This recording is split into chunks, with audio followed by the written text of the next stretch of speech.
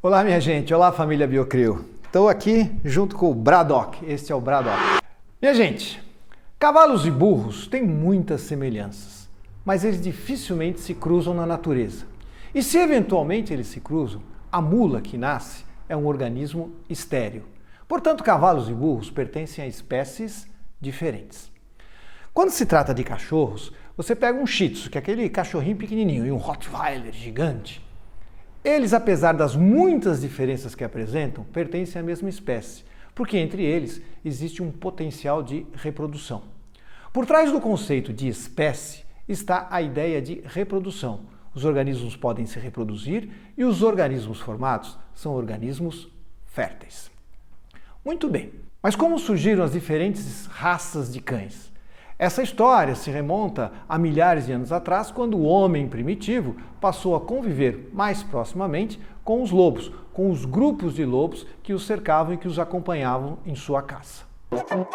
E no episódio de hoje vamos ver o ser humano atuando como agente selecionador.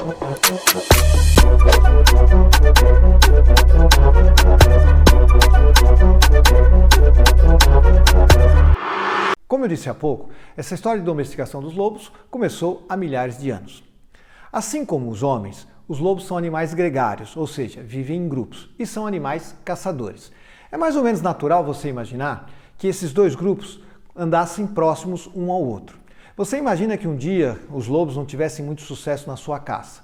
Eles poderiam se alimentar dos restos deixados pelos seres humanos após um dia de sucesso da espécie humana.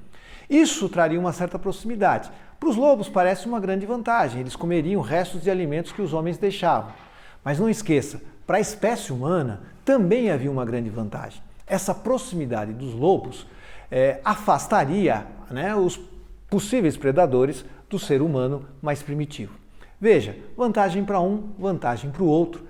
Isso é natural que esses dois grupos então começassem a estreitar um pouco mais a sua relação, a aproximar um pouco mais a sua relação. Mas também é de se esperar que muitas vezes esses dois grupos entrassem em choque e que eventualmente os homens matassem os lobos maiores, os lobos mais fortes e os lobos mais ferozes. Sobravam então um monte de lobinhos órfãos. O homem poderia escolher alguns desses lobinhos, os mais dóceis, os mais bonitinhos, os mais legaizinhos, e trazer para próximo de si, alimentando. E desta forma, o homem começava então o processo de domesticação dos lobos e a formação então dos cachorros atuais. Uma vez que esses lobos já estavam próximos e razoavelmente domesticados, o homem poderia começar a escolher características de lobos para interesses da sua tribo, do seu grupo. Por exemplo, características para o pastoreio, características para a caça ou simplesmente características para fazer a companhia e a diversão da sua tribo.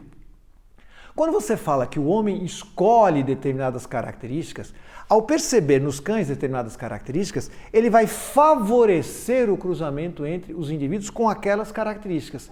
E ao favorecer o cruzamento entre eles, as próximas gerações vão se tornando cada vez mais parecidas com aquilo de interesse da espécie humana. Então, a partir de um ancestral comum, de um lobo, e a partir de escolhas de determinadas características, o homem poderia selecionar grupos diferentes e, desta forma, formar as mais diferentes raças de cães que hoje nós conhecemos. Este processo é chamado de seleção artificial. O primeiro capítulo do livro A Origem das Espécies, escrito por Darwin, ele dedica inteiramente ao processo de seleção artificial. Darwin não fez seleção artificial com cães. Darwin fez seleção artificial com pombos. Por um problema de saúde pessoal, Darwin deixou os grandes centros ingleses e foi morar numa região de campo. E para poder se comunicar com os grandes centros urbanos, ele usava os pombos-correios, que naquela época era a forma de comunicação. Então Darwin tinha uma criação de pombos onde ele vivia e a partir daí ele começou a fazer um processo de seleção artificial. E ele foi anotando as características que ele selecionava, os grupos que ele cruzava e os seus descendentes, mostrando que por um processo de escolha e de favorecimento de cruzamentos, ele poderia então favorecer determinadas características em detrimento de outras. Nasce a ideia de seleção artificial. Uma vez que ele pensa no processo de seleção artificial, ele vai transpor este pensamento para o mundo natural. Quem seria o agente de seleção no ambiente natural? E o agente de seleção seria exatamente a natureza. O que o Darwin percebe é que a natureza, devido às características que o ambiente apresenta, vai favorecer alguns organismos com determinadas características em detrimento de outros organismos com características diferentes. Alguns sobrevivem, se reproduzem, deixam descendentes, enquanto outros vão sendo eliminados.